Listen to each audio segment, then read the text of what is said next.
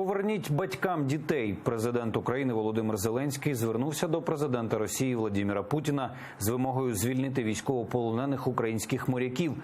7 місяців поспіль 24 українських громадянина знаходяться в полоні у кремлівської влади. Президент наголосив, зробить усе можливе, аби повернути їх додому. Я готовий і хочу чіплятися будь-за що, щоб повернути хлопців додому. Я хочу звернутися до президента Російської Федерації Володимира Путіна. У нас у всіх є діти. Верніть дітей родителям.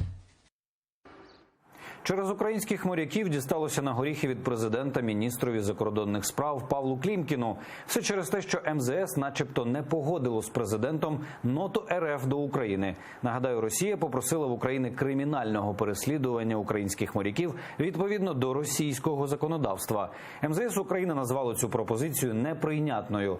Одразу після прес-конференції президента Павло Клімкін прокоментував ситуацію журналістам, сказав, що МЗС мало повноваження надіслати ноту без узгодження з гарантом, оскільки нота, цитую, була в рамках нашого спілкування і нашої судової справи по міжнародному трибуналу.